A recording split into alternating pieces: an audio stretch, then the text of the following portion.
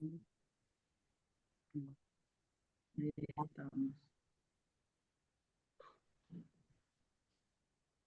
Bueno, vamos a aprovechar para darle la bienvenida a algunos colegas que pudieron organizarse para estar, como Melina, Lipi, Marta del Cito. Bienvenida, Marta. Les cuento que Marta, nos Gracias. conocemos hace varios años. Marta tiene a cargo el programa de radio dedicado al psicoanálisis Radiofonía, en el que estuvo hace poquitos días, la otra semana, Daniel Rubinstein, de invitado, hablando. Así que bueno, tuvo ganas de sumarse al conversadero, muy bienvenida. Y a todos los demás. Claudio también estuvo hace un tiempito. Es verdad, Sí, Marta, es verdad. también. ¿Cómo andás, Marta? Quedamos en También seguir estuvo. hablando del deseo, ¿te acordás? Sí. Tema caliente, el deseo. Y ahí cayó el Bueno, acto de que venga la conclusión, porque ya me venía invitando Adriana, pero bueno, yo aparte estaba en otro grupo de estudio y no me daban los tiempos y bueno, y ahí. Ahora sí, así que estoy muy contenta. Bienvenida, Marta. bueno. Y una nueva voz de locutora. Alguien que va a saber usar el micrófono, Enrique. Claro. Podemos jugar, podemos jugar. Bueno. Igual este no es un grupo de estudio, Marta, ¿eh? Este es un grupo de lectores y de conversadores. No, sí, tiene otra modalidad. Tratando Igual de incitar a el la nuestro lectura y a duró la tantos conversación. años. Sí, igual el nuestro duró tantos años que ya lo último era de investigación, de escritura, bueno, fue derivando, tuvo su deriva. Buenísimo. Bueno, algunos avisos parroquiales. El próximo encuentro va a ser el cuarto sábado de septiembre, que es 27 de septiembre a la mañana, que ahí Tamara seguramente va a continuar con el comentario que empieza hoy. Y bueno, no está de más recordar que silenciamos los micrófonos ahora durante el rato que dure el comentario. ¿Cómo? ¿Dijiste algo, Tami? No, para nada. Bueno, Bueno. Bueno, decía, entonces, silenciamos los micrófonos, le damos la palabra a Tamara, que va a trabajar la clase del 6 de diciembre del 67, y después abrimos el espacio para la conversación. Bueno, Tami, todo tuyo. bueno, a raíz de lo que en esta bienvenida de los que hoy se suman y de los que vienen insistiendo que se sumaron hace poquito, me parecía que valía la pena, antes de iniciar el comentario propio de la clase de esta del seminario 15, que es la del 6 de diciembre de 1967, comentar que en el conversadero, como lo venimos pensando hace 6 años, y que tiene el espíritu de tiempos anteriores donde también el modo de trabajo respecto de el psicoanálisis y la formación de analistas en la cual nos incluimos, tomamos esa idea de Lacan, que ya está explicitada por él en el seminario 1 de la práctica del comentario. Ahí está un poco la inspiración. Y yo introduzco la pregunta del comentario de qué. Y creo que con Lacan lo que a mí me suma y destaco de lo que es el recorrido en los seminarios, sobre todo, no es que eso no lo encontremos en los escritos, pero está propuesto de otro modo que en los seminarios, que es el comentario de sus lecturas. Lo que Lacan va haciendo es un comentario de lecturas a partir de las cuales también puede armar este andamiaje que tanto nos viene bien en distintos modos para el trabajo. Digo lecturas en plural porque uno podría decir que son más de una lectura las posibles, porque a veces, perdonen el batifondo de que pasa el que compra, a veces uno lee una sesión de un seminario como ahora puntualmente, que estamos trabajando el acto analítico, pero muchas veces la lectura en otro contexto, por ejemplo, en esta clase, Lacan va a recordar que ya en el seminario 6, en ese año, él hizo un comentario de Hamlet, que seguramente ahora, releyéndolo, toma otro relieve cuando se trata de estas cuestiones del saber.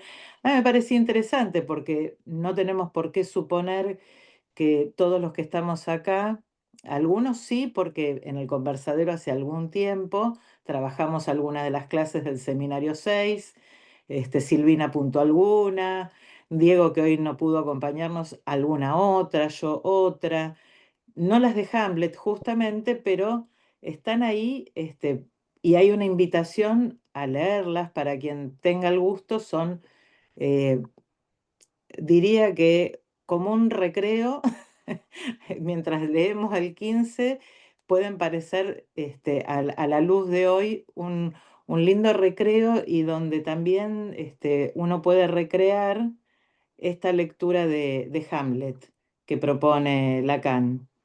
Eh, Porque, bueno, van a aparecer en el comentario de él estas cuestiones. Y que para nosotros la lectura no es sin otros. Nosotros acá en el conversadero lo que proponemos es una lectura que alguien comparte.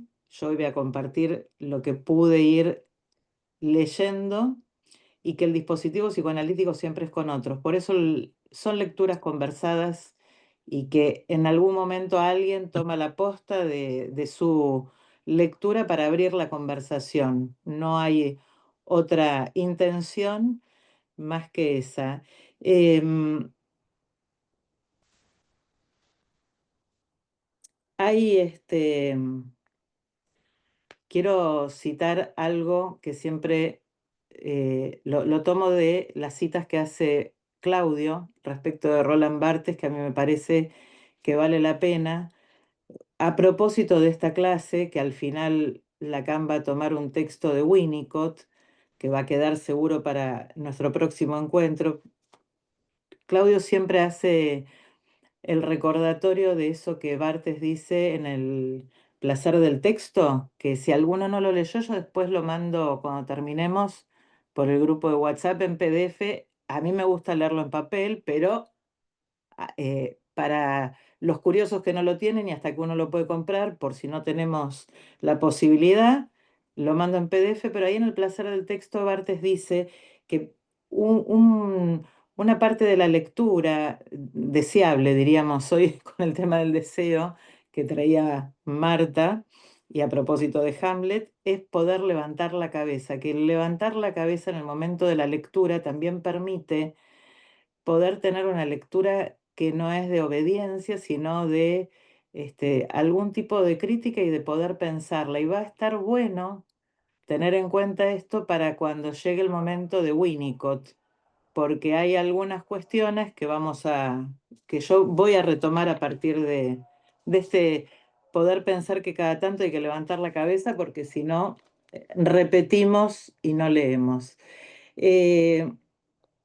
Lacan, en las primeras clases de este seminario, hace un recorrido crítico de cómo se presenta el acto analítico en la literatura psicoanalítica. Incluso hace como un recorrido de limpieza semántica de lo que quiere decir acto. Habla del acto, si el pensamiento es como una anticipación de un acto, del arco reflejo como un acto reflejo, y pasa por Pavlov, y va a trabajar también a contrapunto lo que propone Freud respecto de lo que tiene que ver con ese mundo de representaciones que se arma entre percepción y respuesta motriz, diríamos así, de ese esquema de aparato psíquico que propone. Y va, digamos, bueno, Lacan despeja que el acto no se trata de una cuestión perdón, de una cuestión de actividad ni de otra cosa. de ese tipo.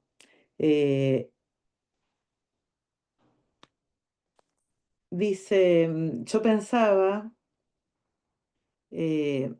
cómo a propósito del tema, en esta sesión va a hablar del tema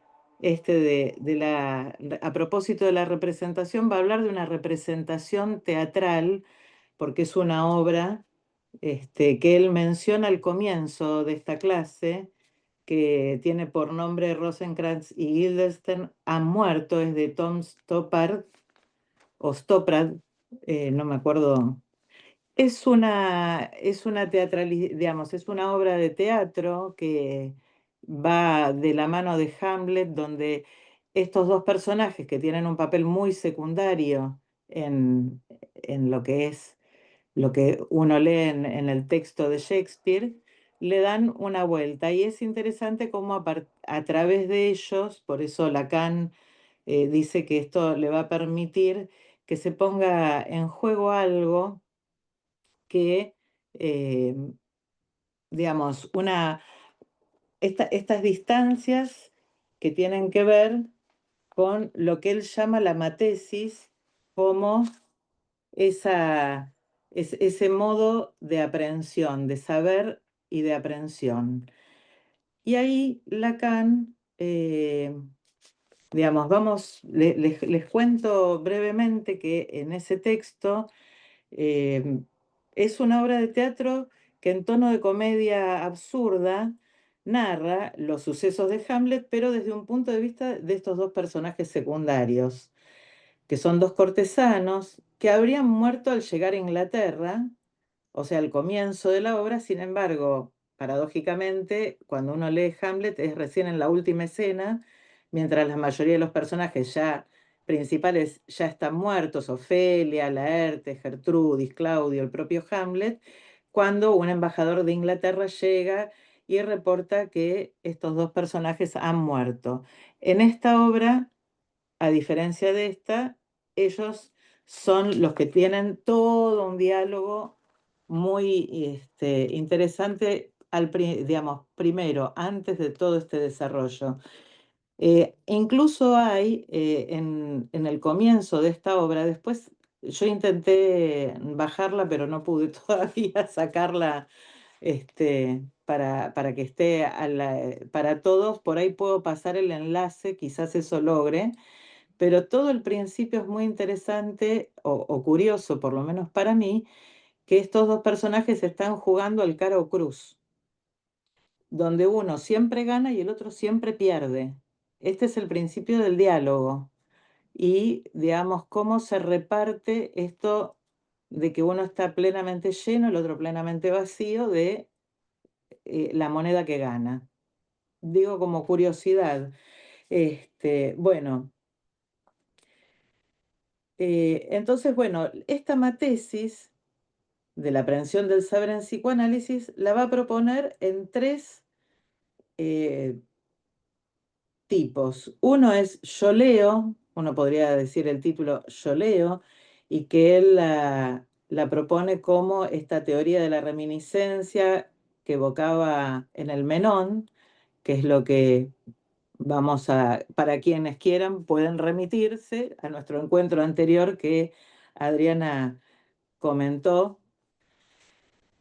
Un segundo modo, él dice yo escribo, que es el tono de nuestra ciencia.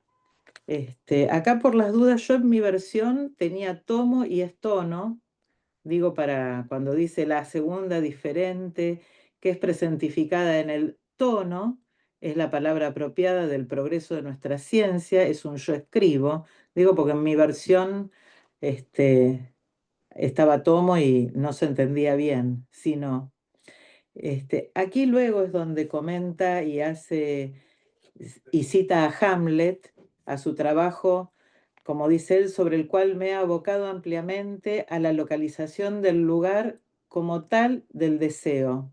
Esto es textual. Entonces va a decir que la aprehensión sapiente propia del análisis comienza con yo pierdo el hilo. Me parecía que esto era interesantísimo subrayar, porque es donde dice, ahí comienza lo que nos interesa saber. En el momento que se pierde el hilo. Digo, esto uno lo puede pensar directamente en los análisis, ¿no? Muchas veces en el imaginario popular de alguien que consulta, que teme estar yéndose por las ramas. Uy, me perdí en lo que te estaba diciendo y pide el famoso auxilio. ¿Qué era lo que...? Y uno, bueno, afortunadamente se pierde el hilo por momentos y quizás ahí haya una punta por donde continuar. Dice, no olvidemos lo que fue la entrada en el mundo, los primeros pasos del análisis, el campo del lapsus, del tropiezo, del acto fallido. Es esencial mantener esta referencia si no queremos perder la cuerda cuando se trata en su forma más esencial de lo que yo llamo este año el acto psicoanalítico.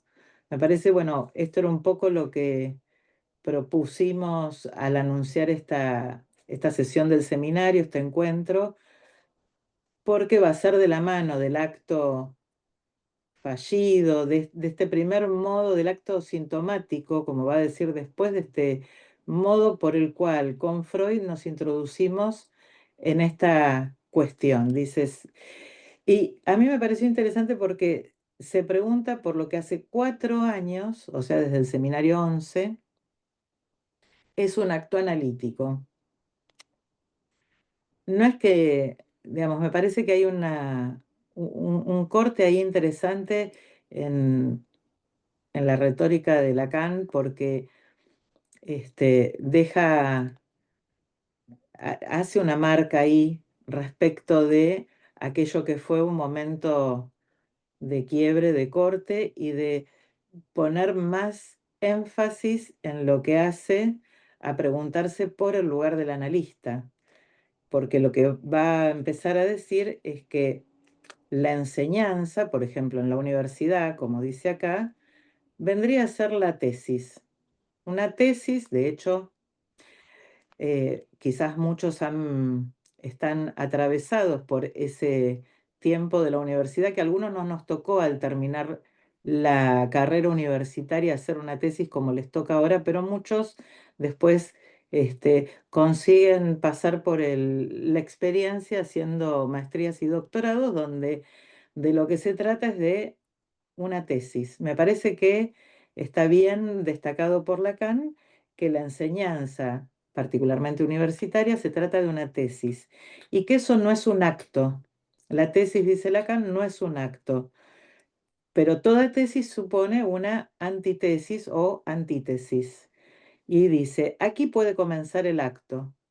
En ese momento crítico, ¿sí? Ahí sí él sitúa que podría ser un tiempo donde comience el acto.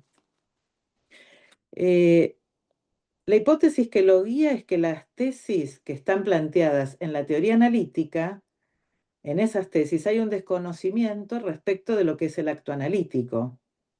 En ese acto hay algo que es lo suficientemente insoportable o insostenible para quienes se hacen cargo de esta práctica y, digamos, esa situación explicitaría o daría cuenta de esas teorizaciones que hay en psicoanálisis sobre qué es el acto analítico o qué es la práctica del análisis, en qué consistiría un análisis. En ese sentido, hablar desde afuera, pero implicados al mismo tiempo respecto del acto, él dice, plantea una topología que es también la que se presenta respecto del final y el comienzo del análisis. ¿Cómo termina un análisis? ¿Qué es lo que daría el punto final a un análisis? Porque para ser analista se supone que se debe haber hecho un análisis. Abro paréntesis. Tenemos avisos publicitarios dentro de la clase. Recomiendo para este punto, a quienes estén interesados, leer un texto de Adriana Martínez de reciente publicación en un libro de la Fundación Tiempo que se llama Analistas en Formación y que trabaja, me parece, eh, algo medular respecto de este tema de los analistas, la formación del analista, su propio análisis, las insoportables e insostenibles incomodidades que puede producir, que no deben ser dejadas de lado, sino, bueno, trabajadas. Cierro paréntesis. Y Lacan lo que se pregunta es qué relación hay entre ese final y el principio de otro análisis. Dice, no es una relación entre dos situaciones homogéneas, el principio y el final.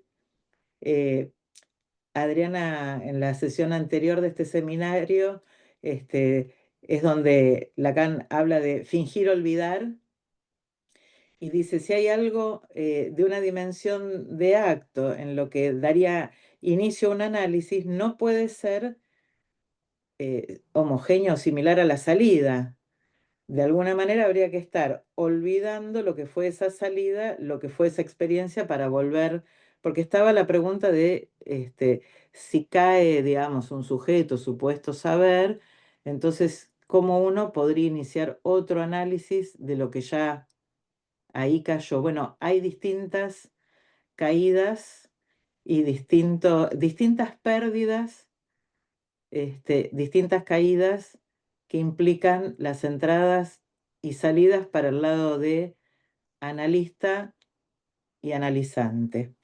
Esperen que me organizo con... Bueno.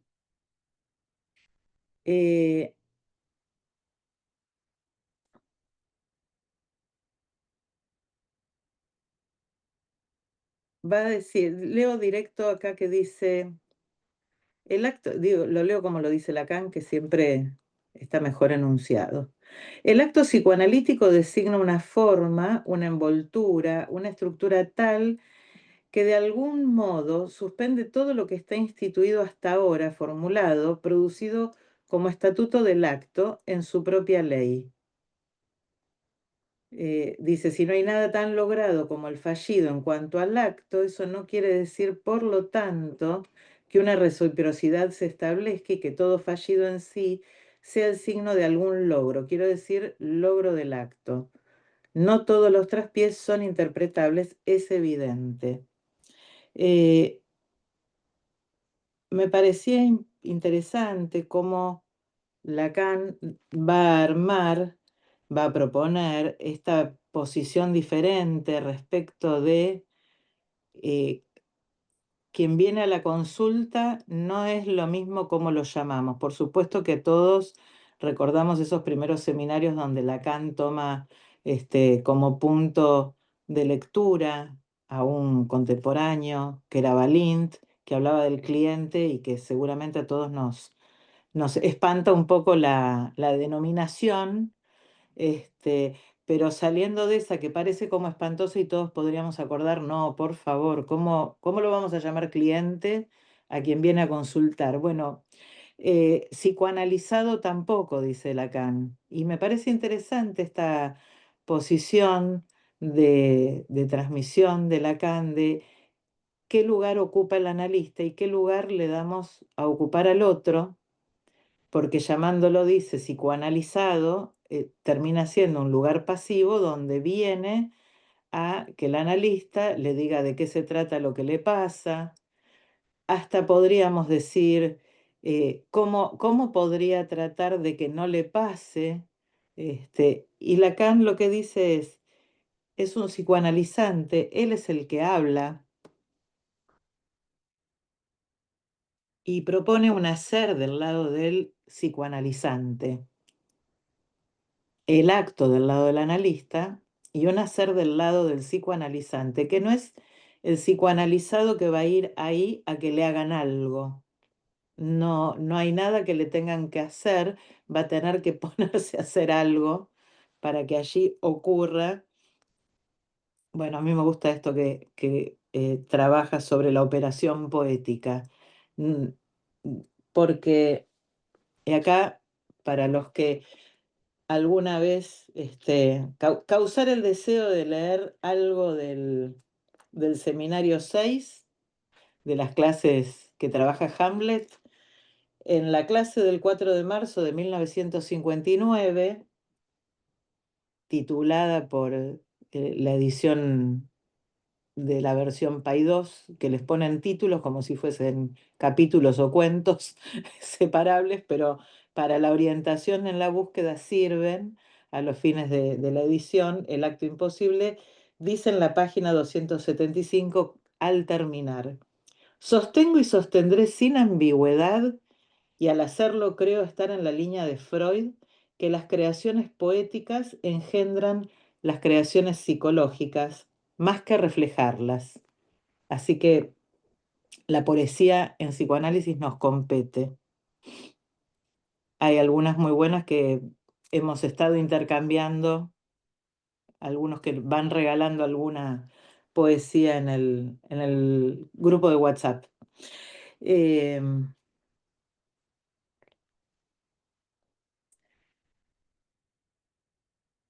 Bueno, a propósito de estas críticas respecto de cómo algunos psicoanalistas en su propia teorización muestran qué idea tienen y qué ubicación le dan a aquel que viene a la consulta, ¿sí?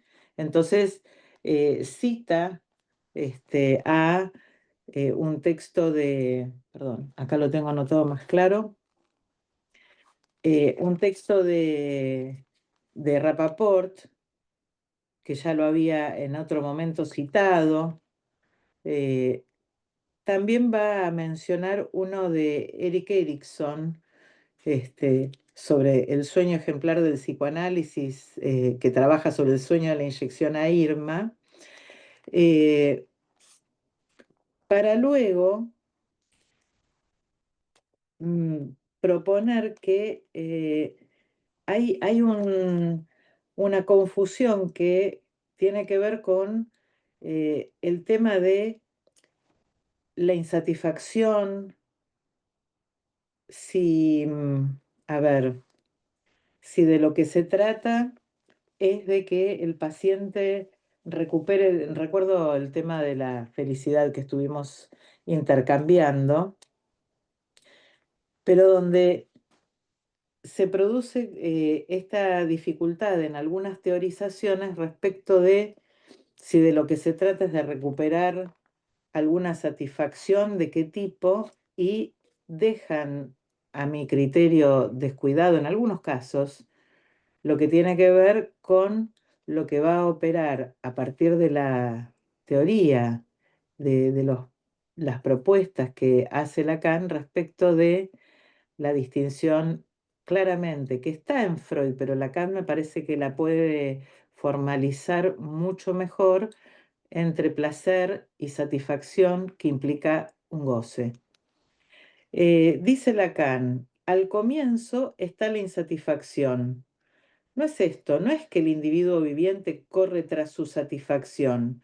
Lo que es importante es que haya un estatuto del goce que sea la insatisfacción. Dice: dado que el placer serviría desde siempre para definir el bien, era en sí mismo satisfacción. Esta es la confusión. Dice: salvo que naturalmente nadie podía creerlo, porque todo el mundo ha sabido desde siempre que estar en el bien no siempre es satisfactorio. Si hay alguna incomodidad en los neuróticos, nosotros mismos en análisis o los que vienen en análisis, es el bien no siempre es cómodo y no siempre los placeres y las satisfacciones están acordes. Freud introduce esa otra cosa. Se trata de ver cuál es la coherencia de esta punta con la cual se indica en primer lugar en la dimensión de la verdad. Y ahí Lacan va a empezar, yo creo que hoy voy a llegar a contarles, porque me parece interesante para quienes ya leyeron la clase, quizás la tienen reclara y me ayudan después en los comentarios, pero como en general requerimos de varias lecturas sobre un mismo texto, pasar varias veces por ahí, es más o menos que al modo de la neurosis, que en sesión tras sesión se pasa varias veces por los mismos lugares, hacemos más de una lectura. Es que voy a pasar a compartir en pantalla estos hermosos triángulos que va construyendo Lacan para tratar de brindarnos unos puntos cardinales de orientación de lo que él va a querer situar, que es el lugar del acto analítico, el lugar donde opera el analista. Eh, esperen que todo muy lindo, pero ahí estamos. Vamos a... Comparto entonces el primer esquema. Ahí estamos. Deme unos minutos que, como estoy con una tablet nueva, como dije,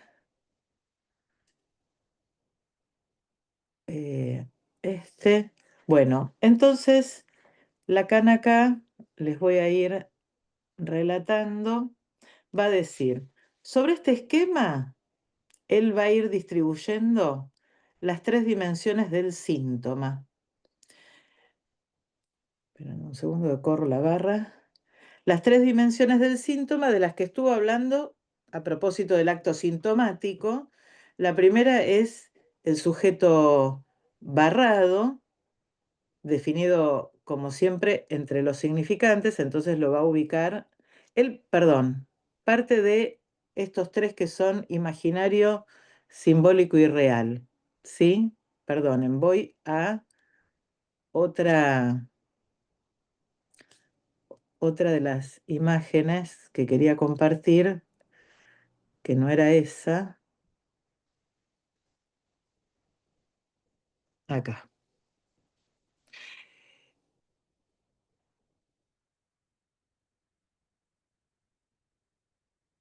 Bueno, acá entonces va a decir que la primera es el sujeto barrado. No sé cómo les aparece a ustedes en el seminario que tienen, porque aparece abajo, ahí donde yo tracé la línea que va de lo simbólico al otro lado del triángulo opuesto, una S en mayúscula. Yo le agregué a mano la barra porque es un sujeto barrado, no una S mayúscula a secas. Entonces va a decir que el sujeto ya siempre definido como entre 2 significantes, por eso lo ubicamos como una proyección de lo simbólico en este costado, en este lado opuesto, que permite interrogar la relación del sujeto entre imaginario y real. Por otro lado, dice, tenemos el mecanismo de la incidencia del significante. De la primera identificación, el rasgo unario, que es esto, esa línea que construye ahí para ubicar la I del trazo unario, agregué el término, que se puede proyectar sobre el lado opuesto del registro imaginario sobre el eje entre simbólico y real. Y es algo tomado de lo imaginario, pero que se juega en esta relación entre un valor significante y real en esta función del rasgo unario. Y finalmente va a decir que tenemos la tercera proyección, que es la caída de lo real sobre el vector que queda tendido así entre imaginario y simbólico, que ubicamos el A, ¿sí? Que da cuenta de que el significante puede tomar su material de funciones imaginarias y está entre el A, ahí entre lo imaginario y lo simbólico.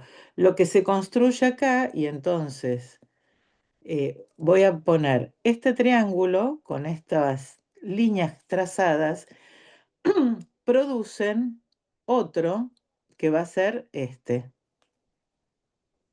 Digo porque empieza a ser un juego complejo, en algún sentido, todas estas superposiciones de líneas, pero es como él construye en estas proyecciones. Ay, perdón, tengo que primero cerrar. Y ahora vamos a ir a la próxima, que es el tercer esquema, donde acá Lacan va a, dice, ahora que tenemos ubicados estos tres elementos de los tres registros con el sujeto barrado, el significante, el trazo unario y el A, va a otra vez producir un triángulo, ¿sí? Una triangulación entre esos tres, produciendo, vuelvo a marcar, las proyecciones que tienen que ver arriba. Dice, tenemos la proyección a la derecha del saber, en tanto una de las patas del síntoma es que se produce un fracaso del saber. Acá Michel Sauval, que trabajó sobre esto y sobre las traducciones, que como todavía no está editado en una tercera versión, pero tenemos esta, la amarillenta, como llamamos entre casa, y está en francés, y están algunas otras, esta Ferlat y demás. En algunas figura, y él dice que supone que Miller va a poner ahí donde dice saber síntoma, sintom, en lugar de saber, acá figura saber, ¿sí?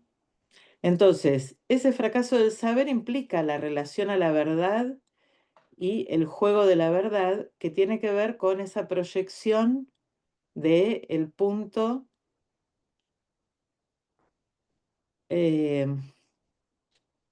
donde se ubica el otro como proyección del registro de lo simbólico, porque en donde dice verdad, ahí abajo ubicaríamos como proyección de lo simbólico al otro. Debiéramos poner una A. Podríamos escribirla. Esperen que cambio el color porque acá pondríamos una A. Bueno, me quedó en gris en vez de en negro. Y entonces hay una tercera dimensión del síntoma, que es la satisfacción, y donde él ubica el goce. Tenemos así distribuidas las tres dimensiones del síntoma, que son el saber, la verdad y el goce.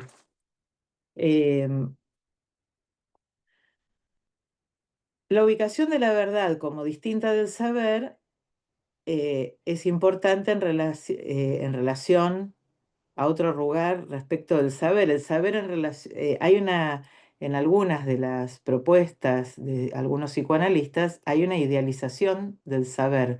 Por eso está ubicado en ese lugar que tiene que ver con a ver, voy a superponer color, que tiene que ver con lo imaginario, esta idealización del saber. Hay en el camino del sujeto supuesto saber, podría haber en el sentido de un saber unificado que nos da un sujeto unificado, pero en tanto que en el extremo inferior, que está la verdad, es lo que fracasa respecto de esto, porque en la verdad apareciendo la verdad como una tensión en lo que respecta al síntoma, incluso al acto sintomático, hay un saber que fracasa y hay una verdad en juego. Ese otro tendríamos que proponerlo como barrado.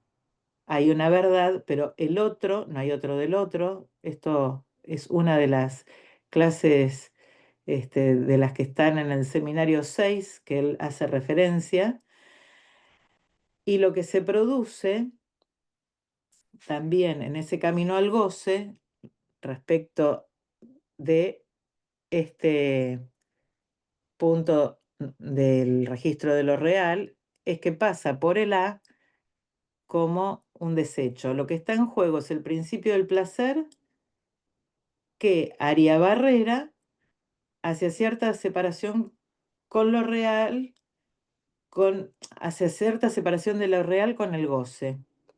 Y por último, él propone, esperen que cierro para poder cambiar a un último esquema que es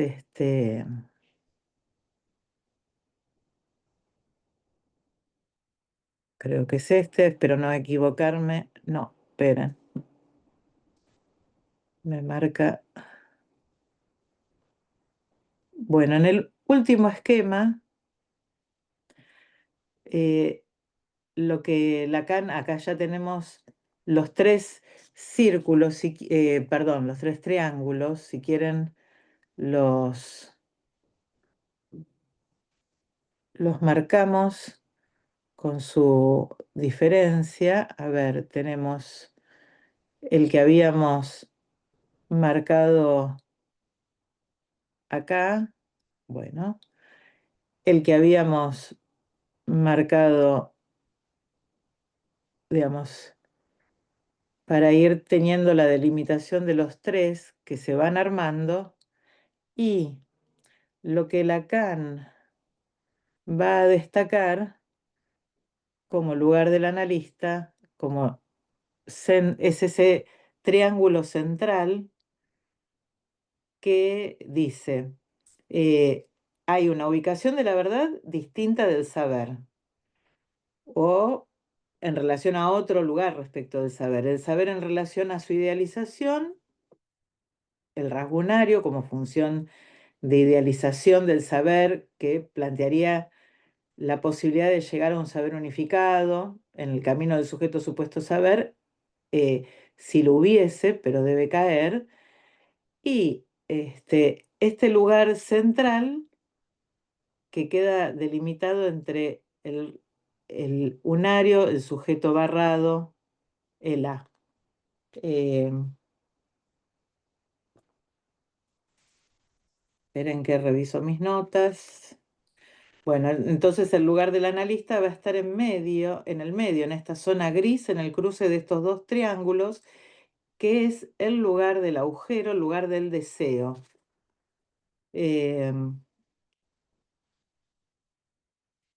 Bueno, dice, esperen que vuelvo.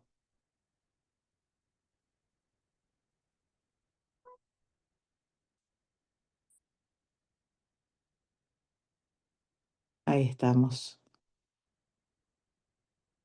Ahí los veo a todos, perdonen. Bueno,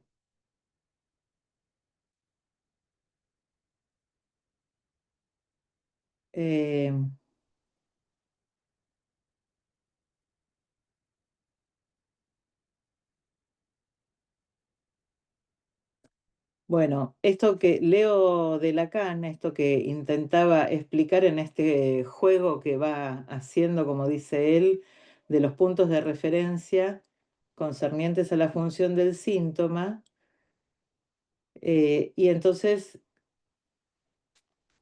va a decir luego,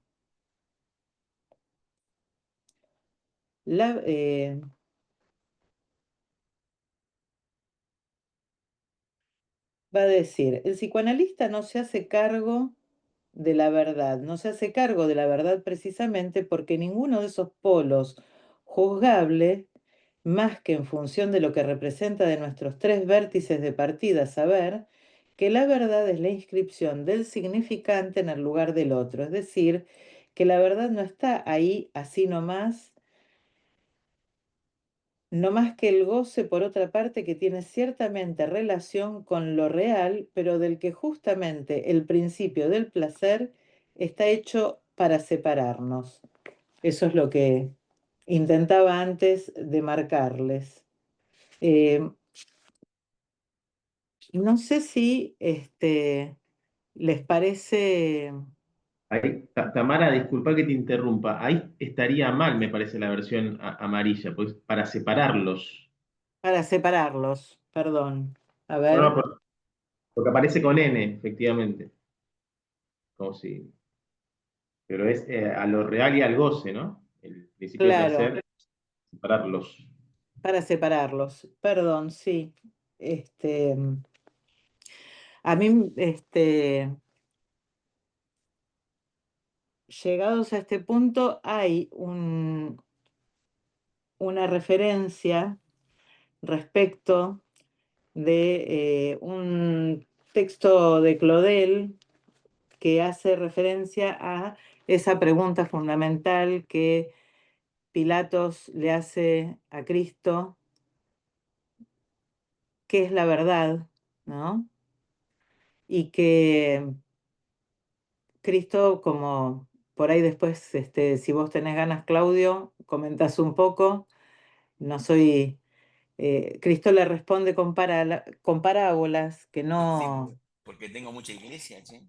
No, más que no, tenías em, mejor lectura respecto de un texto que yo no, y me pareció que lo enunciaste en nuestra charla mucho mejor.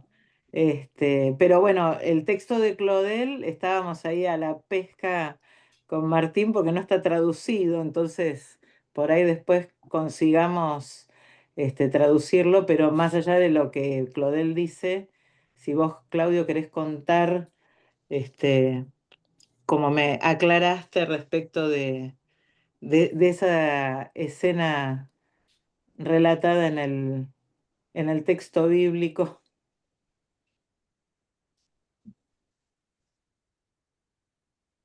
¿Y vos querés que ahora lo cuente? No, no, Sí, después conversamos. Cuando es vos que, es, termines, es que yo detendría acá la conversa, porque después me gustaría este, dejar para la próxima este, lo que sigue. Hay Bueno, una referencia a Erickson porque hay una posición diferente respecto de la psicología, pero creo que con todos estos términos desplegados, por lo menos poder pensar el valor de esta distinción entre saber, verdad, y goce como más todos los otros elementos y estos triángulos que proponen como tres lugares siempre, pero me parece que es interesante, si bien queda en un triángulo, el, el cuarto elemento que distingue estos triángulos y estas inclusiones y superposiciones son los términos, las letras, digo porque A es letra, nomás es una letra, que distinguen los lugares y que me parece que es lo que intenta Lacan para situar de qué se trata el hacer del psicoanalizante y de qué va a pensar él que se trata en el acto analítico. Pero yo, si les parece que empecemos a conversar. sí, conversemos. ¿Tenés conversemos. alguna idea de esta frase que vos mencionaste al final? Porque yo la tengo subrayada 20 veces y no la entiendo. No sé qué quiere decir eso, que el analista no se hace cargo de la verdad, porque precisamente ninguno de estos polos es juzgable más que en función de lo que representa de nuestros tres vértices de partida, saber que la verdad es la inscripción del significante en el lugar del otro. No entiendo lo que está diciendo. No, No me yo queda claro, pero nada, no entiendo nada de lo que está diciendo. Me parece que No sé. yo eso lo escuché incluso alguna vez en algún seminario. ¿Me escuchan? No te sí, Sí, escucho nada, Claudio. En algún No me escucho. seminario alguien lo dijo muy pomposamente, sin citar a Lacan, pero como si fuese una idea propia. Este, me parece que Lacan está acá problematizando la posición del analista por eso ponen en el centro del triángulo último que construye. Y está bueno, Tamara, que está trabajando con triángulos y no con cuadrados. Fíjate qué interesante eso, ¿no? La lógica es freudiana. Sí. Pone el deseo. En la final de la sesión anterior, Daniel, me pareció a mí interesante de qué lugar tiene la verdad, que para Lacan es una referencia necesaria del acto analítico. Y esa la toma, esa referencia necesaria de la verdad del acto analítico, de su lectura de la psicopatología de la vida cotidiana, donde la cuestión de la verdad es fundamental. Porque, no sé si ustedes se acuerdan, pero en Freud, y eso Lacan en algún lugar lo señala, lo enfatiza, en Freud, todo acto fallido tiene como antecedente que alguien está en medio de una conversación y en el momento que está por decir algo que le parece que no quiere decir. Se reserva una verdad. Hay una verdad que se guarda, en el sentido de, sí, no del sileo, sino del retaseo.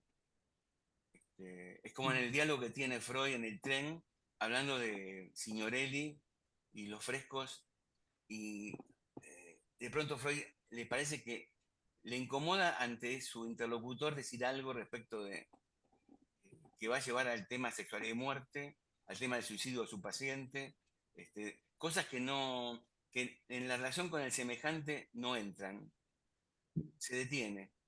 Entonces eso se continúa bajo el modo de la irrupción de una verdad dicha fallidamente.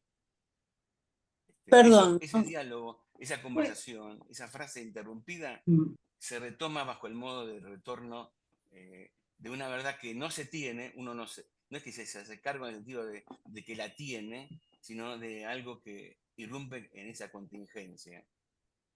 Eso. perdón. Después, Me parece que, por otra parte, es muy importante en el seminario tanto en el comentario que tomó Adriana como el que ahora prosigue Tamara, la referencia a la psicopatología de la vida cotidiana para tratar de pensar qué es el acto analítico. Es un texto que dice Lacan que no se puede no tener como una referencia necesaria, al que hay que volver, y sin el cual, dice, se pierde la cuerda del sentido de lo que es el acto analítico.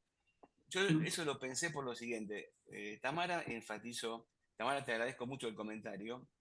Esta buena introducción a la conversación, tu lectura. Tamara enfatizó cuando se pierde el hilo comienza el análisis. Eso es fundamental en la experiencia del analista. Eso lo pongo en tensión, que si se pierde el lazo con Freud y su psicopatología de la vida cotidiana, donde aparece esta relación entre saber y verdad, porque hay algo del retaseo de la verdad que irrumpe resquebrajando un saber, ¿no? Y él dice, se pierde la cuerda del análisis. Entonces, hay dos maneras distintas de la pérdida. Una es la pérdida necesaria del yo pierdo el hilo, ¿no? Y otra es la pérdida del sentido del psicoanálisis si uno pierde el sentido del retorno a Freud. Eso está acá dicho con todas las letras. Entonces, me parece que una referencia fuerte que habría que tener en cuenta habría que, mientras vamos leyendo el seminario del acto analítico, y cada uno debería volver a revisar un texto maravilloso que es esa psicopatología de la vida cotidiana. Incluso Lacan en sesiones posteriores toma algunos capítulos de esa psicopatología, particularmente.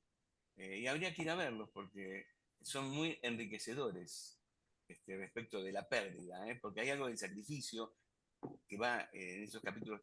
Freud trabaja de lo que son las autolesiones, la ruptura de cosas, pérdidas, lo que es la dimensión de la pérdida en el análisis. Eso es una cosa. La otra, pensaba Tamara, ese punto de idealización del saber que está en el triángulo, no es una cosa de... Él habla de la función de idealización del saber. Es una función necesaria del análisis para pensar qué es la transferencia. Sí. Entonces, ahí hay que ubicar sujeto supuesto saber. Esa declaración de saber es la transferencia misma, como sostén del análisis. Ujú.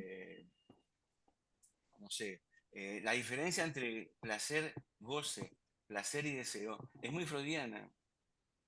Es muy freudiana. Porque yo me acuerdo que en la Trandoitum hay una llamada pie de página que Freud dice, se supone que el cumplimiento de un deseo debería ser placentero. Pero sabemos que no es así. El sujeto no quiere saber nada de su deseo porque le causa angustia, porque le causa culpa, porque, bueno, displaceres. La relación del deseo no es placentera para Freud. Y menos aún la satisfacción del síntoma, que es una satisfacción irreconocible y displacentera. Es decir, esa satisfacción parcial es también insatisfactoria, es del orden del displacer. Yo creo que en Freud la única satisfacción placentera que hay es la del chiste. Y encima tiene ese problema que no puede morirse de risa. Así que siempre está en el límite de las cosas, ¿no? Lo del placer, el deseo, el goce, ¿no?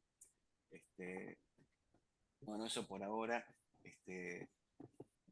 ¿Puedo seguir Eso. con una ¿Se escucha bien lo que referencia? dije o no se escucha nada? ¿Se Sí, escuchó? se escucha, No, pues sí, Daniel me se decía que escucha. no se Bueno, escuchaba. vamos levantando. No, no, se te escucha, sí. ¿Puedo leer algo, Tami, del seminario 12? Yo insisto con la articulación con el seminario 12, pero viene a colación de este asunto de la verdad y de la frase en la que se detiene Daniel. Bueno, buenísima el comentario, súper claro los gráficos, te lo agradecemos. Yo acabo de mandar por WhatsApp, porque no se me ocurrió otra manera de hacerlo. Le acabo de sacar fotos al esquema 3 y al esquema 4, en eso que vos mencionabas al pasar, que Saubal también señala, que hay en el esquema 3, más no en el 4, la versión oficial de Sewil pone en el lugar de saber síntoma, cuando en realidad, por lo menos desde mi perspectiva, Lacan está armando estos esquemas de triángulos, digamos, no sé si es superpuestos la palabra, sino es un esquema con una base triangular que va superponiendo asuntos y que en el centro está el agujero, ¿no? El deseo. Pero me parece que él está hablando de la función del síntoma. No es que el síntoma es ubicable en la esquina del saber. Y de hecho está deslizado porque en el esquema 4 de Sewil vuelve a aparecer saber y no síntoma, a pesar de que está enunciado abajo. Y dice saber en esa punta del esquema, que es lo mismo que dicen las versiones. Bueno, pero relleno lo de la verdad, en cuanto a lo que el psicoanalista no se hace cargo de la verdad, de esa afirmación que es como la de la manipulación de la transferencia, digamos, es problemática, no hay que tragarla así sin masticarla. Me parece que, como decía Claudio, Lacan acá está trabajando con mucho énfasis sobre la posición del analista. Entonces, no se hace cargo de la verdad, yo lo entendería como, bueno, no la detenta, no la aporta, no la sabe, con el acto que se supone que sostiene, dice en otra parte del seminario, incluso al final del anterior, hay algo de lo que se desencadena, ¿no? Y quería leer muy cortito sobre la clase que yo había tomado la vez pasada del seminario 12, la que había trabajado Bruno, la del juego de la morra, que hay una parte donde él dice, la verdad sobre el sexo está por decirse, y es porque es imposible, esto está en el texto de Freud, y dice, otra posibilidad de traducción es, esto está en el texto de Freud, que la posición del analista es imposible, es por eso, porque es imposible decirla, enteramente, que se desprende de ahí esa especie de suspenso, de debilidad, de incoherencia secular en el saber, que es propiamente la que denuncia y articula Descartes para desprender de ahí su certidumbre de sujeto, donde el sujeto se manifiesta justamente como la señal, el resto, el residuo de esa falta de saber, a través de lo cual alcanza lo que lo ligó, lo que se rehúsa al saber en el sexo. Me parece que está bastante en sintonía con esto. Bueno, era lo que por el Para que momento. no, Hay manos levantadas. Sí, puedo está Enrique. Enrique, tenemos Silvina, Néstor. bueno, Bueno, gracias. Lo mío muy breve, gracias Tamara por el comentario. Pensaba justamente en que así para leer hay que levantar la cabeza. No hay lectura y no hay comentario que no tenga que ver con levantar la cabeza, no, no solo con levantar la mano, que hay una posición de la cabeza importante cuando alguien presenta su lectura. Dos cosas muy breves. Una, lo de yo leo, yo escribo, yo pierdo el hilo. Me parece muy interesante la relación al hilo, porque el hilo supone una trama. ¿Mm? Una trama, la trama discursiva, pero también la estofa, ¿no? Ahora, perder el hilo, hasta donde yo recuerdo, yo no hice corte y confección, pero supongo que viene de ahí la cuestión, no es solamente perderse en la arborización, irse por las ramas, sino es que el hilo se sale de la aguja. Entonces, así como está la frase, uno no da puntada sin hilo, al analizante lo que se le propone es que dé puntada sin hilo. ¿No? Que el hilo se retomará después o se buscará después. Eso por un lado. Y por otro, este párrafo donde el analista no se hace cargo de la verdad, yo también lo subrayé varias veces, pero sí, tengo anotado, no lo revisé para hoy, que en la versión Staffordla no dice que la verdad es la inscripción del significante en el lugar del otro, sino que dice que la verdad es, en el lugar del otro, la inscripción del significante, lo cual me parece que cambia el sentido de la frase. El analista no se hace cargo de cuáles son los significantes inscriptos en el campo del otro. No sé, es lo que se me ocurrió leyéndolo ahora. Bueno, gracias.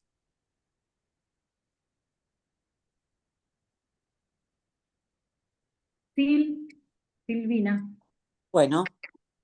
Está bueno esta aclaración que hace Ernesto de la versión Estaferla, porque, bueno, yo también le había puesto a ese párrafo un enorme signo de interrogación.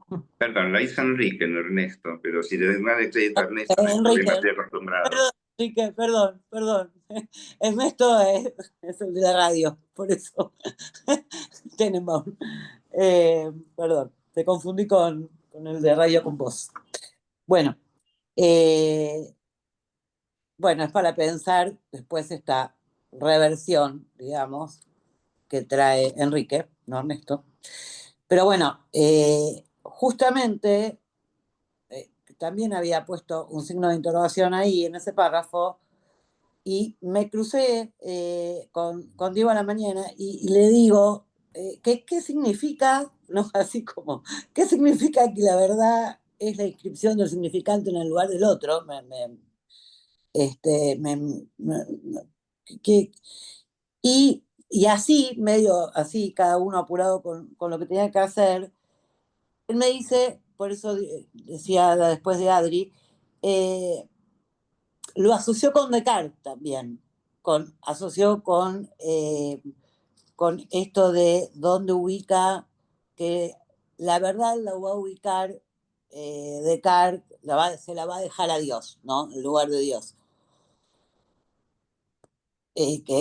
Bueno, junto con lo que traía Adri, hacía un poco más de sentido, porque tampoco me quedaba claro. Y en cuanto al placer, en esa, me acordaba de esta frase que yo no sé si alguien tiene presente, si es del seminario 11, cuando Lacan dice el principio del placer es gozar lo menos posible. Me acordaba de esa frase. Bueno, Tami, yo te súper agradezco infinitamente la explicación de los vectores, porque la verdad que eso lo orientó genial para verlo en los triángulos onzos, como dice Lacan, pero que bueno, que le gusta apoyarse en el pizarrón. Bueno, gracias. Gracias, Sil. Néstor. Néstor había escrito mientras Tami también compartía pantalla que quería decir algo sobre los gráficos. No lo había leído para no interrumpir. Estás muteado, Néstor. Estás muteado, no se te escucha. Muteado. Estás mudo, Néstor. Está Tenés buscando que dónde activar está el... el Ahí micro. está. Ahí está. Ahora sí, ahora sí. Bueno, mientras estaban hablando de esto, mientras Tamara hacía la descripción, yo perdí totalmente el hilo, pero ya es todo lo relacionado con Lacan me pone loco. Entonces empecé a ver este primer gráfico, el primer esquema, y vi un triángulo donde creo haber entendido que Tamara explicaba que son las 3 dimensiones del síntoma.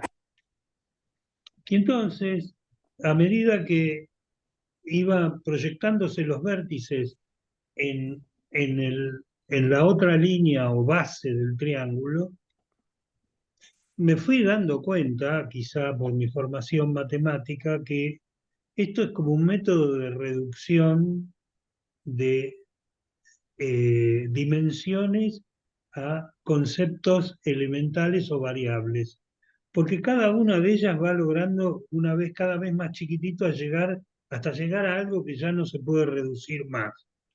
¿Es así esto o yo estoy enloquecido? Vos perdiste los estribos, Néstor, no perdiste el hilo. Es así.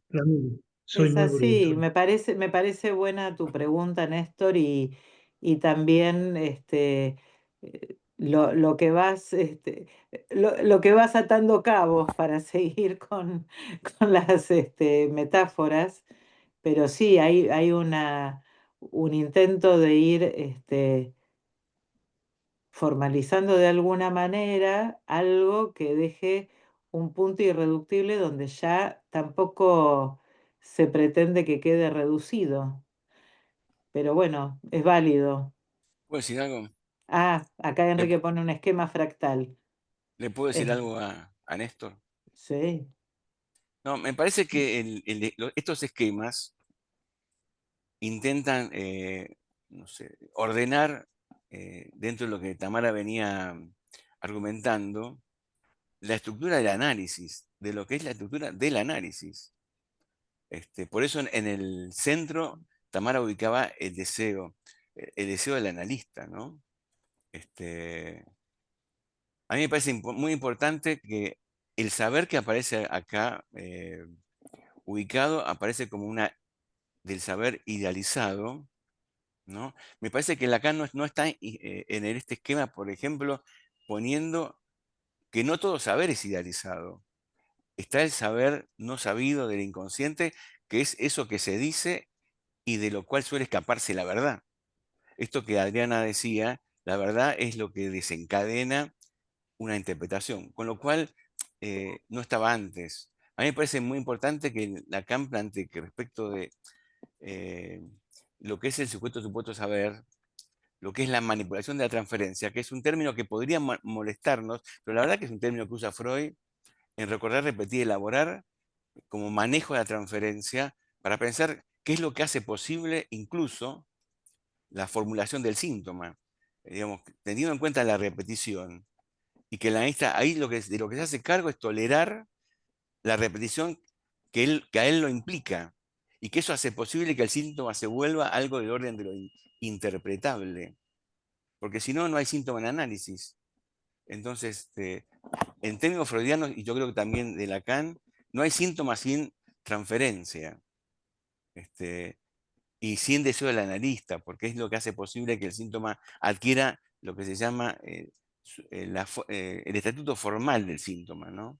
La envoltura formal del síntoma tiene mucho que ver justamente con que el analista sí se hace cargo, me parece que se podría usar ese término, de soportar que se le sea dirigida la repetición. Perdón, Este, gracias. Me encantó esto que dijiste de recordar, repetir, elaborar, porque también es un triángulo. O sea, no es casual que estemos hablando de triángulo porque me encantó, me pegó muy fuerte. Vamos a seguir, yo voy a seguir investigando porque no entiendo mucho y bueno, vamos a ver qué Bueno, pasa. estamos Gracias. esforzándonos en este comentario de dar las razones de lo que leemos. Pero está bueno, Néstor, esforzarse en leer el texto de Lacan, que está leyendo a Freud. A mí me parece muy importante la mención que hace Lacan acá respecto a que no hay manera de entender qué es el acto analítico si uno no vuelve a esa psicopatología de la vida cotidiana, porque la expresión, el acto, es la lectura del acto, Lacan la extrae no de cualquier lugar, la extrae de Freud. Es una lectura de lo que hace Freud, porque sin lectura no hay acto. El acto forma parte de la lectura. El acto es la lectura del acto. Es como, se me ocurre, como el relato del acting forma parte del acting. Si no, lo que hay es un acto en potencia, pero sin lectura no deja de ser una conducta, un comportamiento. Si ¿Qué es hay lo, actos, porque eso ha sido leído, qué es lo que ¿no? trabaja Lacan? Digo, porque no lo pasamos por acá en las primeras sesiones del seminario. Por ahí, después de Daniel, leo alguna cosita que está Daniel Dale. levantando. Sí, Daniel Rubinstein. Sí, quería decir que me fue muy aclaratoria la intervención de Enrique, porque Enrique Ernesto. de Enrique Ernesto, de Eh, eso de una puntada sin hilo fue un golazo, Enrique. Me gustó mucho. Entonces, se pierde el hilo, efectivamente, eso no implica que no haya puntada. Al contrario, es lo que posibilita que haya una puntada. Fue muy atinada esa intervención. Y bueno, eso que vos decías de estafarla también me aclaró que podría pensarse de otra manera. Porque si no, ¿qué quiere decir? No se hace cargo de la verdad. Y después, respecto de lo que recordó Adriana del seminario 12, fíjense que en el triángulo, si uno sustituyera goce por sexo y verdad por sujeto, volvemos al esquema de los tres que le gusta a Néstor, este, los tres del seminario 12, Ujú. donde es sexo, saber y sujeto. Sexo, saber, sujeto. Exactamente, entonces acá, verdad en el lugar del sujeto, goce en el lugar del sexo, y lo que queda inconmovible permanece, digo, entre el 12 y el 15, entre los seminarios 12 y 15 es el saber. Y esto que Claudio aclaraba de, bueno, ojo con pensar que siempre cuando Lacan dice saber, siempre dice lo mismo del saber, no. No es lo mismo el sujeto supuesto saber que ese saber fragmentado, agujereado, que plantea, supónganse, en el seminario 17, cuando lo pone debajo de la en los cuatro discursos, ¿no? El discurso del analista. No es el mismo estatuto del saber. Lo que me pareció importante también articular el seminario 12, como hacía Adriana la vez pasada, con con este esquema de los tres. Eso.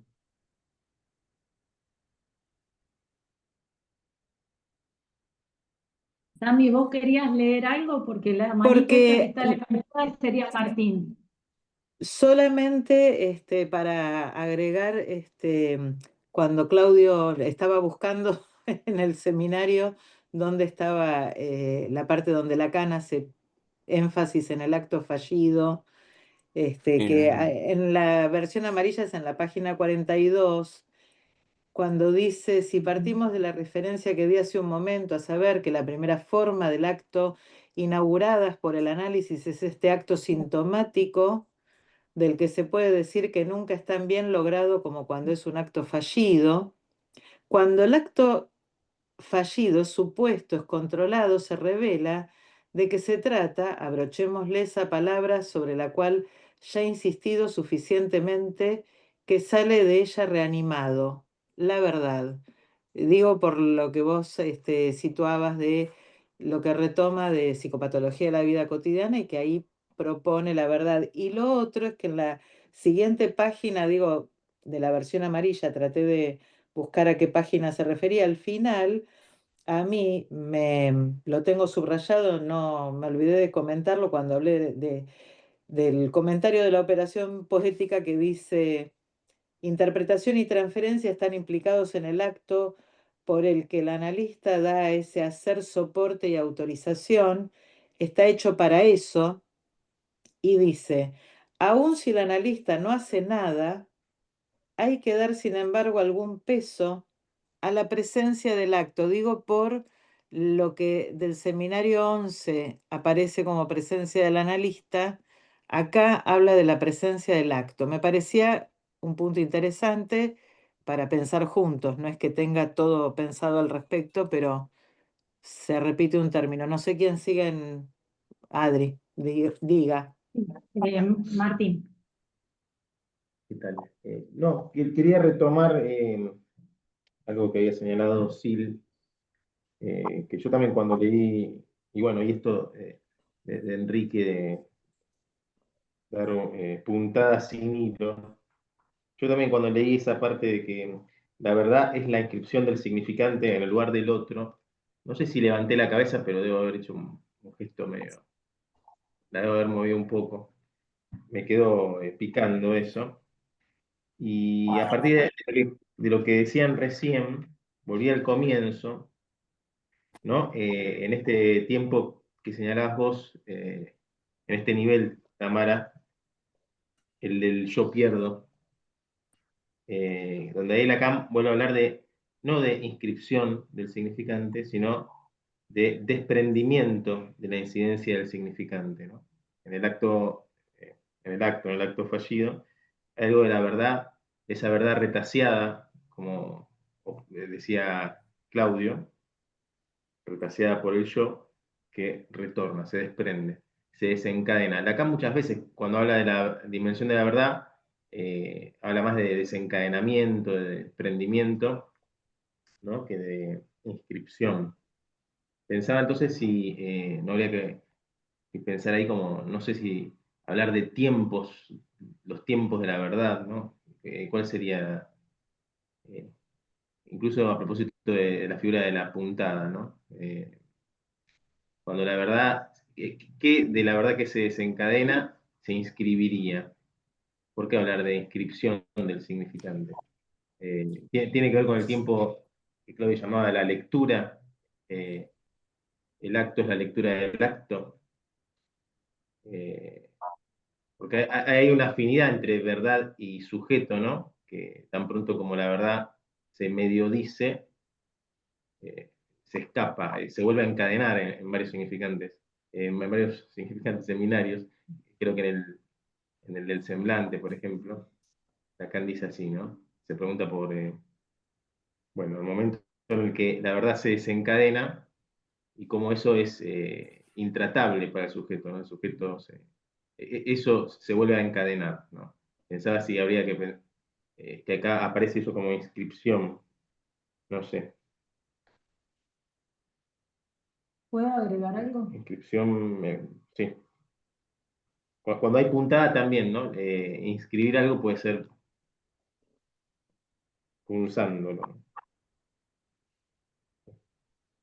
No, ahora que él menciona lo de la verdad y los tiempos de la verdad, me llevó a la clase siguiente, a esta, la que después trabajará Diego, al esquema del cuadrángulo de Klein, en donde la verdad aparece como la tercera operación del análisis, no en un tiempo cronológico, sino en tiempos lógicos. Tiempo. La operación alienación, la operación transferencia, la operación verdad, que aparece como, bueno, ahí el desencadenamiento que toca algo de la pérdida, justamente. Me vino el Pues, esquema a partir. Sí, no, claro que sí. pienso que la mención que hizo Silvina de su charla con Diego me parece que es importante porque que Lacan toma mucho acá el cogito y la diferencia entre el cogito cartesiano y el acto freudiano, ¿no? Eh, lo va a desarrollar, lo que sería el falso acto en Descartes y lo que es el acto analítico. lo va a diferenciar. Que lo que le comentó al pasar Diego, que en Descartes la verdad queda a cargo de Dios, ¿no? Del otro idealizado divino.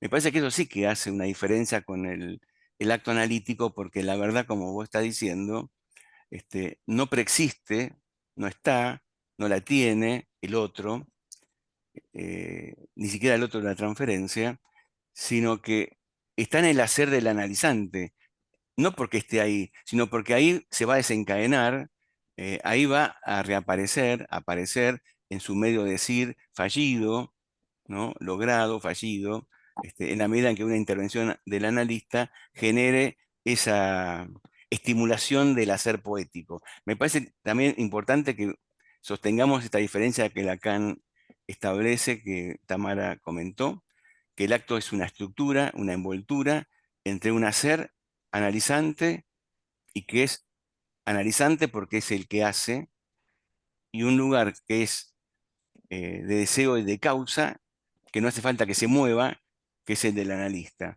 Pero del lado del hacer queda la verdad, en la medida en que algo se dice, y algo como tiene consecuencias. Digamos que el acto analítico para Lacan tiene por característica tener consecuencias. Y consecuencias quiere decir secuencias que siguen, ¿no? Consecuencias es eso, secuencias. Desencadenar y secuencias son dos metáforas distintas para hablar de cómo sigue a una intervención que Lacan la considera necesaria en el análisis. Para pensar que eso no sea interminable, tiene que haber intervenciones analíticas, tiene que haber interpretaciones. Bueno, eso. Lo que yo me interrogaba respecto de lo de inscripción, ¿no? Para Lacan sabes que es Como, importante lo de la inscripción porque él me parece que vincula acto e inscripción. Viste, de entrada en el seminario dice, bueno, el acto tiene que ver con el acta de nacimiento, por ejemplo, algo se inscribe. Yo ¿sabes que lo pensaba por el lado del chiste? Que si no hay homologación en el otro, no hay chiste. pero, El chiste culmina, se realiza, no en el que habla, sino en el que escucha y cómo eso retorna sobre el que habla. Si no hay testimonio, y lo que Tamara me decía de Cristo, tiene que ver con que Cristo dice que él viene a testimoniar de la verdad, ¿no? Pilato se lava las manos, pregunta, ¿qué es la verdad? Que es una pregunta que Lacan retoma, ¿no? ¿Qué es la verdad? Después la tacha, la verdad. Pensaba sobre la metáfora esta de no hay puntada sin hilo. Lo del hilo es muy importante, la pérdida del hilo, porque por supuesto que hablamos de hilos asociativos, hablamos de caminos del análisis, las vías, ¿no? Los pacientes tienen ese malestar que describe Tamara. ¿Cómo llegué qué estaba diciendo? ¿Cómo llegué hasta acá? ¿Por dónde sigo? Quizás lo de la puntada tenga que ver con la puntuación, ¿no? Pero no hay puntuación, sin hilo hay puntuación. Me parece que nosotros puntuamos sobre el hilo y ahí se generan nudos. La puntuación hace nudos, desata nudos, como la Virgen. Sí, además en ese perderse, en esos instantes donde el paciente dice me perdí, aparece la angustia inmediatamente. Y además, si uno no se pierde, no se encuentra. A mí me parece interesante lo que señalaba Tamara, que hay una presencia del analista acá dicha, hay una presencia, y también hay una ausencia del sujeto. El sujeto está ausente, dice Lacan en la clase esta. Se reencontrará después del acto, después del pasaje al acto. No dice todavía de qué está hablando con el pasaje al acto, pero sabemos que el pasaje al acto está suspendido en el transcurso del análisis, ¿no? Está en suspenso. El acto suspende el pasaje al acto. Aviso por las dudas que apago la cámara porque tengo que cargar el teléfono, pero sigo aquí. Pero no te vayas, ¿eh? No. De vez en cuando decía algo, Silvina. De vez en cuando decís, acá estoy. Sí, no, estoy a conectar el teléfono. Porque viste que uno sospecha con las fotitos. No, estoy sumamente interesada en esta clase. Ya sé, son bromas, Silvina, son bromas. No, yo también porque no tengo internet, se me cae, entonces recupero señal apagando un poco la cámara. Viste que uno habla del acto, Marta, y se cae. Es Se así. cae, se cae. No, yo Sí. pensaba, no sé si se dijo el agujero de la aguja. Estaba pensando en esto, en relación a esto que dijo Enrique. Bueno, vos decís por lo de Cristo, será el agujero de la aguja, que pasará primero un camello antes de un rico. Exacto, exacto. ¿Qué pasa por el ojal? ¿Qué pasa por el agujero de la aguja? No sé si Y tiene pasa, nombre el agujero de la aguja. el ojo se llama ojo de la aguja, ¿no? Como El ojo de ojo de la cerradura. aguja. Exacto. Y pasa el hilo, por ahí pasa el hilo, hay que embocarla nada más. No es Y fácil, nada ¿eh? menos. Bueno, está con la mano levantada Fabiana, después Enrique y después Demian. Así vamos. Seguimos conversando. Ahí está. ¿Qué tal? Gracias, Tami. Gracias, Fabi. Fabi está en Córdoba, porque yo comento porque por el cuadradito no sabemos dónde está esa ventanita. En Córdoba, sí, aquí estamos. Yo me detuve en la operación poética, que vos lo retomaste recién, y en realidad, obviamente me hizo buscar, aparece en la mayoría de los lugares como función poética, pero es como que esto atraviesa la obra de Lacan todo el tiempo, ¿no? O sea, como que viene hablando de la poesía desde incluso sus escritos, los escritos que no fueron hechos para leer, como dice él. En Función y Campo de la Palabra, Lacan escribe: esta técnica exigiría, para enseñarse como para aprenderse, una asimilación profunda de los recursos de una lengua, y especialmente de los que se realizan concretamente en sus textos poéticos.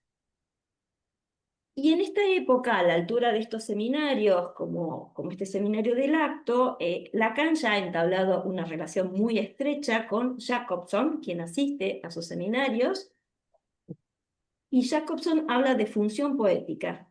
Leo: se pone el acento en el mensaje mismo. La estructuración técnica o artística del mensaje tiene una importancia esencial. Jacobson aclara que la función poética no se limita solo a la poesía, y además destaca que dentro de la poesía participan también las demás funciones verbales en un orden jerárquico variable y subordinadas a la función poética. 2 décadas después, Eugenio Cosseriu, otro lingüista más actual, lo analiza y le formula ciertas críticas. Lo importante es destacar que la función poética, dice Eugenio, no es una función más, tal como la presenta Jacobson, sino que en ella el lenguaje se manifiesta en una plenitud funcional. Se trata de una concentración en la perfección técnica de la estructuración del mensaje. Según Cosseriu, el lenguaje poético es un lenguaje absoluto que se considera fuera de cualquier otra relación o función. A través de la función poética, el lenguaje se realiza como obra de arte.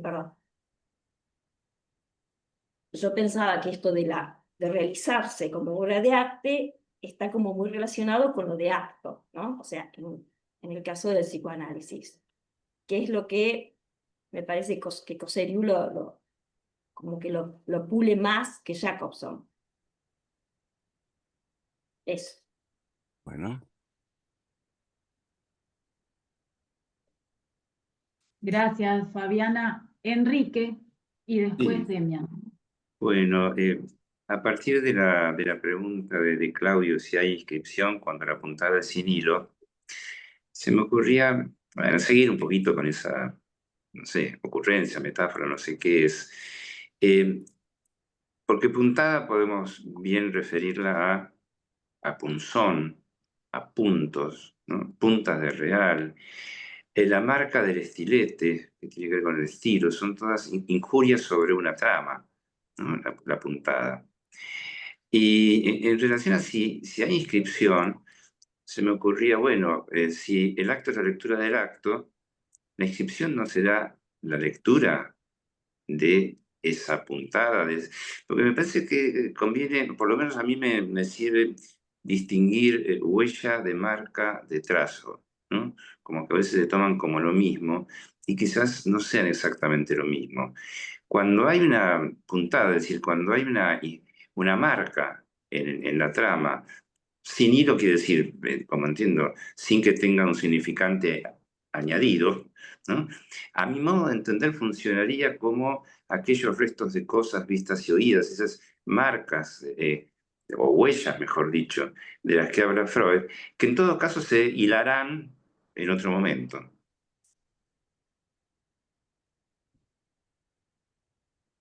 Ahí introdujiste el chiste, con lo hilarante. Está bueno eso. Está buena, Bueno, Martín. hilando fino. Sí. No sé, habría que decirle, Fabiana, Demian, gracias por la intervención de Fabiana, pero quería decirle algo a Fabiana. Me parece interesante el cambio de decir función poética en Jacobson a operación poética en el hacer analizante, ¿no? Porque operación es un término muy freudiano. Freud habla de operaciones fallidas. Lacan habla de 3 operaciones: operación verdad, operación transferencia, y la primera operación, ahora me lo olvidé, seguramente alguien podría, Alienación. alienación. Son operaciones del Alienación. análisis. Operación está cerca de acto también, ¿no? La idea de operar. ujú, El analizante opera poéticamente. Y el analista también, de otra manera, ¿no? Bueno, discúlpame, Demián, que te interrumpí. No, no, ni siquiera había empezado. No, era referido a lo que habías dicho vos, que también eh, esto parece que fue trascendental, lo de Puntada sin Hilo, ¿no? Porque ha llevado a muchos lugares. En un momento Claudio dice lo de puntuación, ¿no? Eh, y yo pensaba, ¿qué tiene puntuación? El discurso, digamos, tiene una puntuación, que es lo que viene armado, con lo cual llega armado el analizante, digamos. Uno como analizante llega con un discurso armado, eh, y es justamente donde se pierde esa puntuación, donde creo, me parece, es donde emergió el inconsciente, porque sospecho que el inconsciente no tiene puntuación. Es un lenguaje, pero probablemente salga como una emergencia, digamos, como algo que contingente, fuera de ese discurso que está bien armadito, bien estructurado. Solamente eso se me ocurrió cuando dijiste puntuación. Sí, no, igual seguimos en la metáfora de Enrique porque puntuación tiene que ver con punta, Sí, claro. la agudeza tiene que ver con lo agudo, con lo punzante, con lo que corta. En ese hilo de metáforas, igual yo creo que, mira, vos estabas diciendo recién algo interesante, puntada sin hilo como puntuación sin hilo significante, para Lacan, eso es la psicosis. Creo que en algún momento habla así, ¿eh? Puntuación sin texto. No sé si vos te recordás, Martín, donde lo dice, vos que estás en eso, en esas lecturas, ¿no? Por otras razones. Pero, ¿se acuerdan que Lacan habla así? Puntuación sin texto, habla de la psicosis. Sería con puntuar sin hilo ahí, me parece. Yo creo que No, no, uno no me puntúa sobre acuerdo, un... no me acuerdo, Lo no me tendría que acuerdo que Lacan, buscar. eso, para Lacan, si hay algo que hay y que es la psicosis, es texto, ¿no? Pero Pero digo, aparte, respecto de la puntuación, a mí me es interesante Pues, si es, porque hilo, ¿qué es? El hilo es el hilo significante, es un hilo asociativo. Digo, para bueno, darle a esa metáfora sustancia material, ¿no? La materia de la puntuación es, uno puntúa sobre textos. Eh, el punto de yo quería, almohadillado, ¿no? No es sobre un texto, es también punto de almohadillado, punto de anudamiento es, ¿no? De un texto que lo, fluye. lo que pasa es que el punto de almohadillado no es sin hilo. Eso es un tema, pero me parecía muy interesante esto que estamos tramando. A partir Estamos de, tramando alguna conspiración acá, me parece.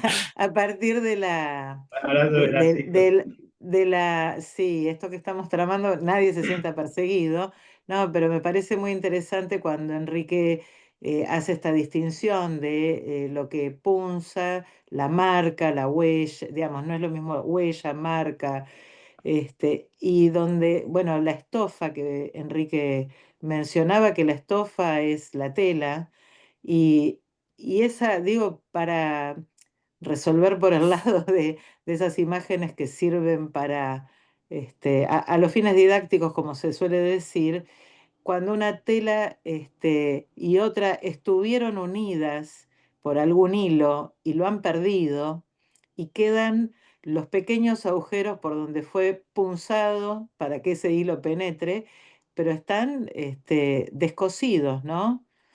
Que no es descosido de la risa, sino por ahí una linda psicosis donde la tela está sin la trama de lo que une, me parece valiosa esa idea. Bueno, y están ahora, volvió Sil en imagen, Fabi, no interrumpo. Silvina está con la mano levantada. Ah, perdón, sí. No vi, estoy con el celu. Cuando volvió Silvina en imagen, hablando de Cristo y todo eso, me causó gracia. Me voy a retomar a mí misma, hablando del hilo, porque me parece, yo tengo muy presente esto de es importante perderse, es importante perder el hilo. Claudio suele insistir mucho en ese punto, entonces me resultó muy familiar, eso sí, cuando lo leí en la clase. Y me parece que introduje, digamos, un concepto que no aparece nombrado, ¿no? Justamente en esta clase, que es el de la angustia. Y creo que en ese momento, por eso mi entusiasmo, el tipo de Lacan que más me gusta, el que habla desde el consultorio, cuando ahí donde el analizante pierde el hilo, yo decía, es un instante donde emerge la angustia, angustia que tiene el analista que soportar, de hacer soporte, para que prosiga, para dar lugar a la emergencia del sujeto, y ese momento de corte que implica la pérdida del hilo, esa emergencia de la angustia, es un tiempo de vaciamiento de sentido, de donde queda desalojado el yo. Entonces, es como ahí entra la puntada, digamos, del análisis, ¿no? O sea, es tan importante, me pareció uno de los momentos en los que levanté la cabeza del texto, como solemos decir, tanto ese como esta reformulación que me gustó mucho que hace Lacan, en vez de partir de la pérdida de una satisfacción, partir la insatisfacción como un punto de partida. La tragedia del deseo y la historia del sujeto. Eso, me parece que la angustia como brújula para el, acto analítico, no está de más mencionarla. Gracias. No, me había quedado algo en el tintero, tal vez es una digresión respecto a lo que venimos conversando. Algo que mencionó al comienzo Daniel, me quería hacer eco de eso, porque a mí también me parece problemática la proposición esta de que el analista no se hace cargo de la verdad. Porque si bien es cierto que el peso, podemos decir así, el peso de la verdad en un análisis cae sobre del lado del sujeto, del analizante, ¿no? Me parece complicada esa afirmación en términos del manejo de la transferencia, ¿no? Yo no ¿Por tengo qué, nada che? que ver con... No, no, no. No hacerse cargo en nuestro modo rioplatense de hablar de algo es, ¿no?, desimplicarse. Digo, vos, Claudio, lo que solés recordar es eso que dijiste, yo no te lo hice decir, pero sin mí no lo hubieras dicho, ¿no? Me parece importante como, en todo caso, interrogarse, bueno, de qué le toca al analista en ese punto respecto de la verdad. Pero acá podríamos decir lo mismo, Martín. Eso que tú has dicho sin querer y por el cual se escapa una verdad a medias, yo no te lo hice decir, pero soy responsable de sostener eso. Pero me parece Claro, que por yo eso tomaría, yo hay lo que apuntes. dijo, digo que no vino, pero vino, tomaría en cuenta eso de que en Descartes Lacan señala que la verdad queda a cargo de Dios. En cambio, acá no queda a cargo del analista. No se hace cargo de eso en el sentido de que no la tiene, no la tiene. Garante, no es el garante de la No, verdad. no, pero sostiene lo que no tiene. Me parece que es muy importante eso. Porque me parece que la idea de supuesto saber quiere decir que eso en algún lugar alguien lo sabe, alguien la tiene. Ese alguien preexiste al análisis, preexiste al decir, preexiste. Me parece que lo que Lacan dice acá, y creo que está en esta clase, sesión, es que al final del análisis, la liquidación de la transferencia quiere decir alguien no lo sabía, no existe ese alguien. No existe ese alguien que se hacía cargo de la verdad y del saber. No existe. Vos estás leyendo, Yo vos leído estás de esa leyendo ahí manera, y lo leo de esa hacerse manera. cargo en términos de posición. Sí. Por ejemplo, cuando él dice, la posición del analista no es el que tiene la objetividad respecto de una verdad objetiva. Es eso que suponía Rappaport y otros, que hay algo de la verdad que es objetiva, como plantea Chris, está en el texto exterior al análisis. La verdad, el saber, están ahí, y el analista es el garante por su objetividad de decir cuál es, porque el analizante distorsiona, es alguien que no sabe. Está distorsionado por la repetición, la transferencia, por su neurosis, vive en una irrealidad. Entonces el analista es el que va a decir cuál es la realidad. Conozco montones de ejemplos donde eso sigue pasando, aunque uno reniegue de que eso sea así, pero sigue pasando la creencia que el analista es el que dice qué es la realidad o qué es lo real, peor todavía, ¿no? Peor. Pero eso, en esta clase Lacan vuelve a criticar la idea de objetividad, la idea de verdad objetiva, que la posición del analista sería, esa es su responsabilidad, ser el que dice cuál es La la verdad. realidad, la verdad en términos de realidad, ¿no? Agrego a esto que vienen discutiendo, que se relaciona también con lo que se planteaba antes de la inscripción de la verdad del significante en el lugar del otro, la verdad, ¿no? Eh, que es eso que en el lugar del otro lleva a la inscripción del significante, digo, a condición de que el analista ahí se desglose, se desgaje del lugar del otro. Yo lo entiendo así, por no tomar a cargo la verdad, sería que la verdad se pueda inscribir como significante en el lugar del otro, a condición del movimiento en que el analista se desgaja de ese lugar del otro. Eh, Me parece que, Claro. bueno, eso permite pensar ahí el movimiento de corrimiento respecto del lugar del garante, ¿no? Claro, él tampoco lo sabía, él no lo sabía.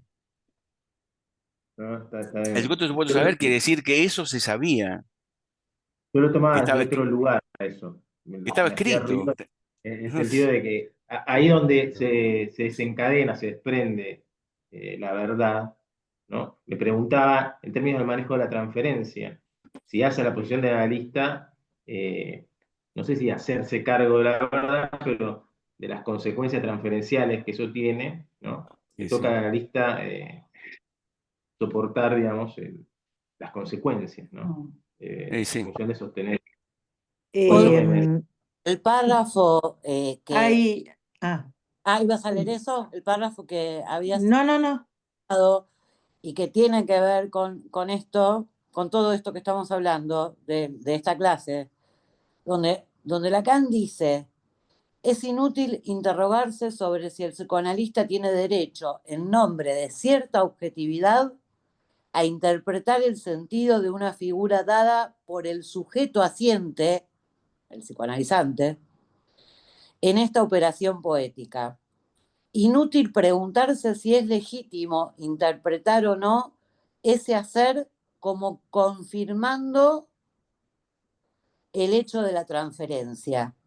Interpretación y transferencia están implicados en el acto por el que el analista da a ese hacer soporte y autorización. Está hecho para eso. Me parece que eso es lo que recién De eso nos hacemos cargo. articulado Claudio. Trataba de decir eso. Son las 12:25. Sí, son las 12:25. Una manito más y cerramos. Sí, me gustaría. No pongo la cámara porque, bueno, estoy con pijama, etcétera. Yo estoy en Ecuador. Son varias cosas, la verdad que estuvo muy interesante hoy la conversación, el conversadero, y voy asociando libremente y se me ocurren muchas cosas, ¿no? Respecto a esto, Diego sos, ¿no? La que está con Adriana. No, Martín. Martín, Yo soy perdón. Martín. No, Diego está con Silvina, no confundamos, ¿eh? Ay, perdón. Ah, No hagamos lío. Somos todos amigos. No, perdón. No, tu insistencia respecto a la inscripción, ¿no? Lo que se inscribe en tanto hay una puntada que se hace con el hilo. Y el tema de la verdad. Cuando Lacan en algún seminario, no recuerdo dónde, y ya lo sabemos por las vías jurídicas, se le dice al acusado que diga toda la verdad, solo la verdad y nada más que la verdad, es decir, ya de algún modo esto indica que la verdad no es posible decirla toda. Cuando se le dice al posible analizante en sus inicios, en las entrevistas, diga todo lo que se le ocurra, ya se le adjudica un lugar respecto a un saber o la verdad.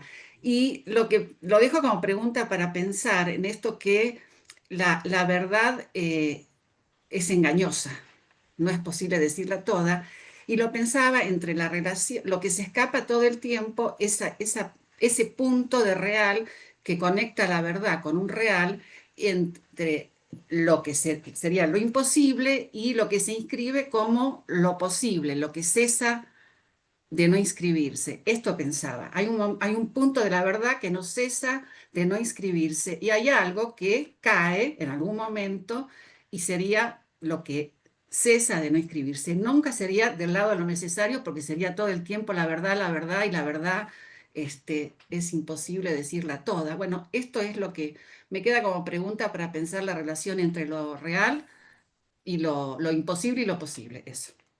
Bueno, Vámonos. buenísimo. Por suerte algo cesa de no escribirse. Afortunadamente. Cada tanto. Bueno, también algo cesa de conversarse. Seguimos el sábado, espectacular. Seguimos el sábado 27 de septiembre.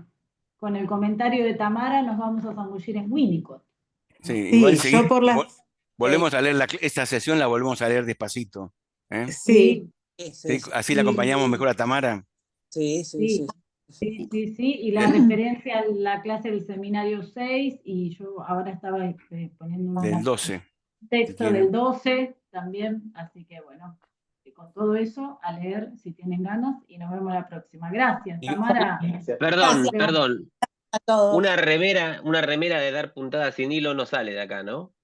Está buena, está buena. Hay puntadas sin hilo. Me encantó. Damos puntadas sin hilo. Me encantó. Claro. Hasta la próxima. bueno, gracias. Chau. Clara, chau, Clara. ¿Sigue nevando, Clara? Gracias. Hasta luego. Bueno, nos vemos. Chao, gracias por el encuentro. Buenísimo. Gracias, Tamara, gracias. Gracias, Tami. Gracias.